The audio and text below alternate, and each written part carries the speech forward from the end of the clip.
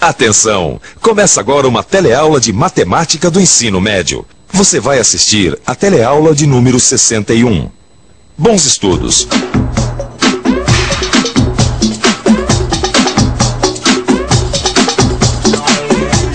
Olá! Já tem 2 teleaulas que a gente tem estudado logaritmo. E logaritmo você já sabe o que é, não sabe? A gente viu que quando um número está escrito como potência de base 10, então o expoente é o logaritmo desse número. Lembrou da definição? Não tem erro. Dá só uma olhada nesse exemplo. A gente sabe que 10 elevado a 0,477 é igual a 3. Dizemos então que 0,477 é o logaritmo de 3. E além disso, a gente conheceu também a tábua de logaritmos. E viu também que os logaritmos têm propriedades, a da multiplicação, a da divisão e a da potenciação. Mas os nossos estudos sobre logaritmo não vão ficar por aí não. Na teleaula de hoje a gente vai avançar um pouquinho mais sobre esse assunto e vai ver como os logaritmos podem resolver alguns problemas de matemática. Vamos nessa? Na teleaula de hoje, você vai aprender a reconhecer a utilidade dos logaritmos para realizar cálculos complexos. Você vai ver como usar a tábua de logaritmos. Vai aplicar as propriedades dos logaritmos. E vai saber identificar quando o uso dos logaritmos é apropriado.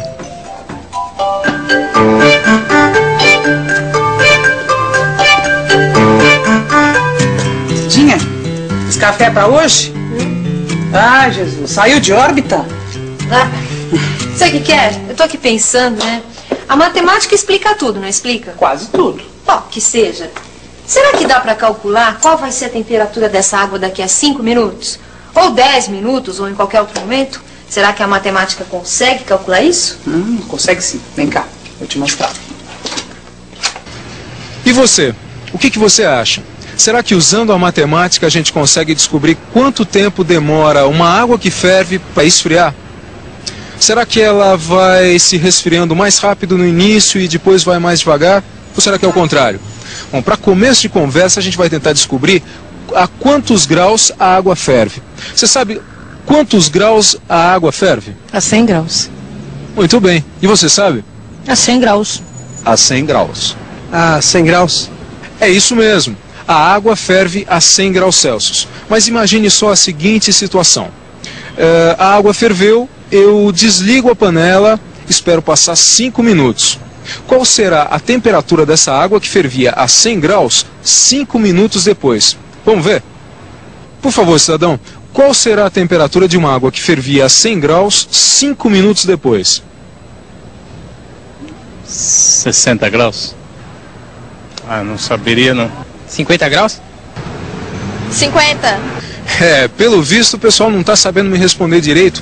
Qual a temperatura de uma água que fervia 5 minutos depois da gente ter apagado o fogo? Será que as nossas amigas vão saber responder essa pergunta? Eu acho que eu posso te ajudar a resolver esse problema. Esse fenômeno já foi estudado pelos matemáticos e recebe o nome de resfriamento dos corpos. Ou seja, um corpo esfria mais rápido, o outro demora mais para esfriar, entendeu? Sei. E no caso da água, ela demora mais ou é rápido?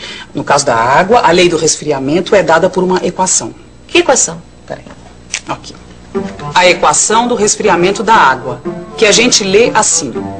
P menos A é igual a B menos A, que multiplica 10 elevado a menos 0,06 vezes M. Mas que equação complicada, Cida. Complicada nada. Parece, mas não é. E esse monte de letra aqui, o que significa?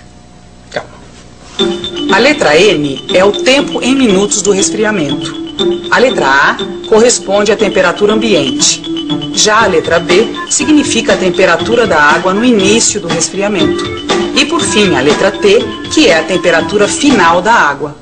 E com essa equação aí, a gente consegue calcular quantos graus vai ter uma água que fervia 5 minutos depois do fogo ter sido apagado? Exatamente. Então, vamos nessa. Vamos lá.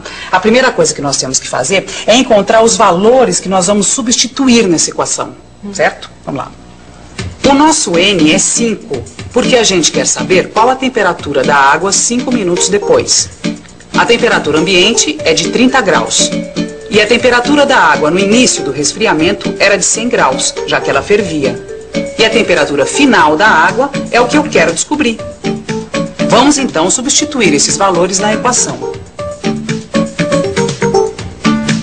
Nossa! E agora, como é que a gente faz? Para calcular a temperatura T, a gente tem que aplicar o logaritmo nos dois lados da equação. Agora complicou de vez. Complicou nada, olha só, olha aqui, olha aqui. Do lado direito da equação, nós temos uma multiplicação de logaritmos, não temos? Uhum. Então, a propriedade do logaritmo de um produto que a gente já aprendeu, como é que é? Ah, isso eu sei. É logaritmo de A vezes B igual a logaritmo de A mais logaritmo de B. Muito bem, então vamos aplicar aqui. Agora a gente está diante de mais uma propriedade dos logaritmos, a propriedade da potência, que eu tenho certeza você também se recorda. Sim, me lembro. A propriedade da potência diz que o logaritmo de A elevado a N é igual a N vezes o logaritmo de A. Então, aplicando essa propriedade, a nossa equação fica assim. Com o auxílio da tábua de logaritmo, eu descubro que o logaritmo de 10 é 1 e que o logaritmo de 70 é 1,8451. 1,8451. Você sabe que eu não entendo por que alguns logaritmos sempre têm o 1 antes da vírgula? O número 1 antes da vírgula é usado para todos os logaritmos dos números entre 10 e 100. Esse número que vem antes da vírgula nos logaritmos, a gente chama de característica. Característica? Exatamente, característica. Característica é aquele número do logaritmo que vem antes da vírgula. Muito simples. Para os números entre 1 e 10, a característica é 0. Para os números entre 10 e 100, a característica é 1. Para os números entre 100 e 1000, a característica é 2 e assim vai. Agora, para não ficar nenhuma dúvida, vamos dar uma olhadinha em tudo isso que a gente falou? Veja que entre os números 0 e 10, a característica é 0. Já entre os números 10 e 100, a característica é 1. Para os números entre 100 e 1000, a característica é 2 e por aí vai. Característica, como você vê, é o número que aparece antes da vírgula. No caso do logaritmo de 70, a característica é 1. Ou seja, a gente chama de característica o número que aparece antes da vírgula. Agora, e o número que aparece depois da vírgula? Como é que chama? O que vem depois da vírgula, a gente chama de mantissa. E é esse número, a mantissa, que você encontra na tábua de logaritmos. E a tábua de logaritmos, você já deve ter visto, você encontra no seu livro. Aqui você está vendo um trecho da tábua de logaritmos. Observe que à frente do número 70 aparece o número 8.451, ou seja, o logaritmo de 70 é igual a 1,8451. Quer dizer, então, que o número que aparece nos logaritmos antes da vírgula a gente chama de característica. E o que aparece depois a gente chama de mantissa. Muito bem, isso aí. Mas a minha pergunta, você não respondeu ainda, né? Qual vai ser a temperatura da água depois de 5 minutos de fervida? Vamos voltar à nossa equação. Presta atenção. Aí está.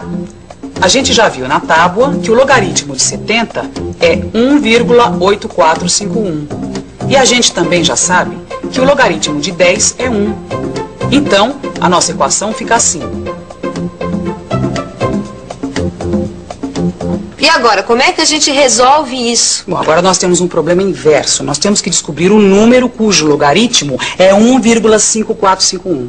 Mas não tem aqui na tábua de logaritmos? Tem sim. Dá uma procurada.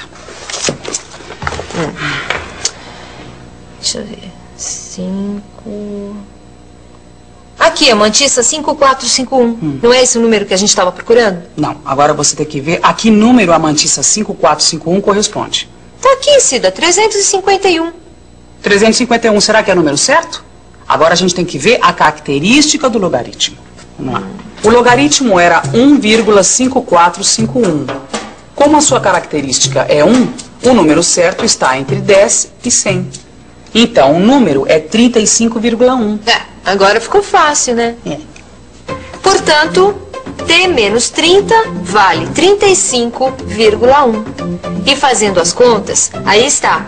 T é igual a 65,1. Isso quer dizer que a temperatura da água com 5 minutos de resfriamento depois dela ter fervido é de 65 graus. Poxa, não é que os logaritmos realmente ajudaram a gente a resolver esse problema? É, e vão nos ajudar com muitas outras coisas mais. Mas por enquanto nós ficamos por aqui. Tchau. E atenção, se liga aí que é a hora da revisão. Na teleaula de hoje, você aprendeu a reconhecer a utilidade dos logaritmos para realizar cálculos complexos. Você viu como usar a tábua de logaritmos. Aplicou as propriedades dos logaritmos. E ainda aprendeu a identificar quando o uso dos logaritmos é apropriado para resolver um problema. Logaritmos. Esse foi o nosso assunto de hoje. Agora com você. Consulte seu livro, faça os exercícios e estude. Combinado? Então até a próxima.